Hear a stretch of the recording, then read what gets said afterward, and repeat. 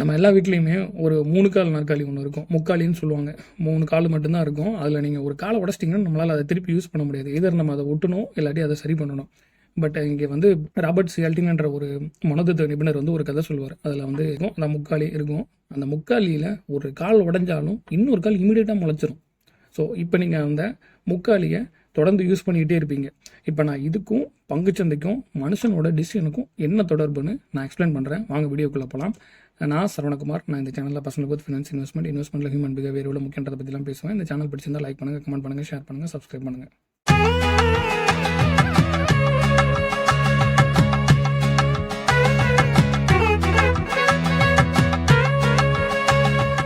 இப்போ ராபர்ட் சியால்டின் சொன்னார்ல, அதே மாதிரி தான் நம்ம மனசு.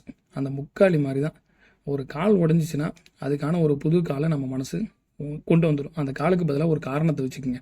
ஒரு காரணம் போச்சா இன்னொரு காரணம் நம்ம மனசு தானே ஆட்டோமேட்டிக்காக அதை ஃபில் பண்ணுறதுக்கு கொண்டு வந்துடும். உதாரணத்துக்கு நம்ம ஒரு முடிவெடுப்போம், ஒரு காரணத்தை மையமாக வச்சு அந்த முடிவு எடுப்போம். ஒரு கொஞ்சம் மாதம் கொஞ்சம் வருஷம் கழிச்சு நம்ம எந்த காரணத்துக்காக அந்த முடிவு எடுத்தோமோ அந்த காரணம் தப்பாயிரும்.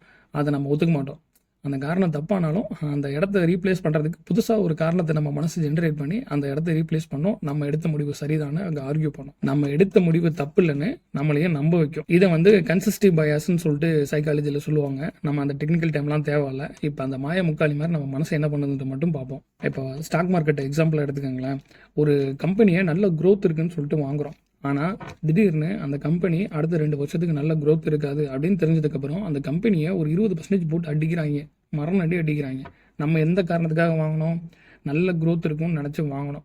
இப்போ அந்த க்ரோத் இல்லைன்னு சொல்லிட்டு அந்த கம்பெனியை அனௌன்ஸ் பண்ணிடுச்சு. இந்த 2 வருஷத்துக்கு டல்லாக தான்ப்பா இருக்கும், எதுவும் பெருசாக எதிர்பார்த்துறாதீங்க, கையை தூக்கிடாதீங்க, அது வேணும் இது வேணும்னு போர்க்கொடிலாம் தூக்கிடாதீங்க அப்படின்னு சொல்கிறாங்க. இப்போ நம்ம மனசு அதை ஒத்துக்குமா? நம்ம எடுத்த முடிவு சரிதான்றதுக்கு அது என்னெல்லாம் பண்ணணும்னு பாருங்கள். இது ஒரு டெம்பரரி டவுன் தான், சீக்கிரம் விளையேறிடும்.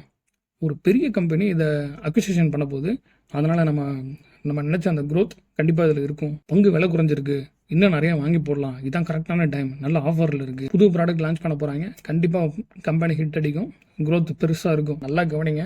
கம்பெனியில் க்ரோத் இருக்குன்னு சொல்லி வாங்கினீங்க. கம்பெனியே சொல்லிட்டான் இன்னும் 2-3 வருஷத்துக்கு க்ரோத்லாம் இருக்காது, டல்லாக தான் இருக்கும் அப்படின்னு சொல்லிட்டான். ஆனால் நீங்கள் எடுத்த முடிவு சரின்றதுக்கு எத்தனை ரீசன் பாருங்கள். என்னென்ன சொல்கிறாங்க பாருங்கள். கம்பி கட்டுற கதையெல்லாம் நம்ம மனசு தானாகவே கட்டி அந்த முக்காலியோட இன்னொரு கால் உடஞ்சதுக்கப்புறம் மேஜிக்கல் கால் வர மாதிரி ஒரு காரணம் போனதுக்கப்புறம் அந்த காரணத்தை ஃபில் பண்ணுறதுக்கு இன்னொரு காரணத்தை நம்ம மனசு ஜென்ரேட் பண்ணிகிட்டு இருக்கும். ரிலேஷன்ஷிப்னு எடுத்துக்கிட்டிங்கனாலும் இதுதான் அங்கே முக்கியமான ரீசனாக இருக்கும். இப்போ நீங்கள் ஒருத்தன் மேலே ஒரு கண்மூடித்தனமான ஒரு நம்பிக்கை வச்சுருங்க. ஒரு பேசிக் எல்லா ரிலேஷன்ஷிப்புக்கும் தேவை அந்த ட்ரஸ்ட், அந்த நம்பிக்கை, அந்த ஹோப். ஆனால் அந்த பைபிளில் ஏதாவது ஒரு பாயிண்டில் உடைக்கும். திருப்பி அதை உடச்சி விளையாடும். ஆனால் நம்ம மனசு என்றைக்கோ ஒரு நாள் சரியாக நடந்ததோ இல்லை நம்மளே நமக்கு மனசுக்கு சமாதானப்படுத்திக்கிட்டோ அதை மேட்ச் பண்ணி ஓட்டிக்கிட்டு இருப்போம்.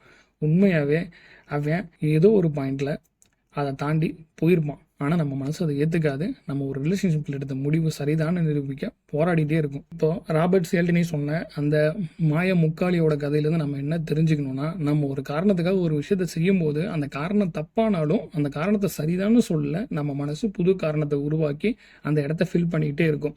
ஒரு தெளிவான புத்திசாலி என்ன பண்ணுவானா, ஓகே நம்ம எடுத்த முடிவு தப்பாயிருச்சு, வேலை தப்பாயிருச்சுன்னு அதை நினைக்கிறது, 2வது அதை ஒத்துக்கிறது, 3வது அதை சரி பண்ணுறது.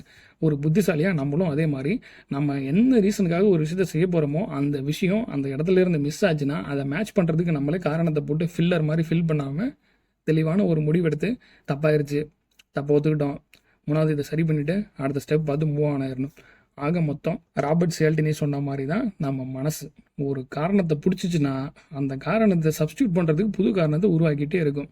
ஸோ தெளிவாக இருங்க, ஒரு புத்திசாலி மாதிரி நடந்துக்குங்க, நல்ல முடிவு எடுத்து லைஃப்பில் சக்ஸஸ்ஃபுல் ஆகுங்க. நன்றி, வணக்கம். மீண்டும் இது போன்ற நல்ல தகவலோடு அடுத்த வீடியோவில் நான் உங்களை சந்திக்கிறேன். அதுவரை உங்களிடம் விடைபெறுவது உங்கள் சரவணகுமார்.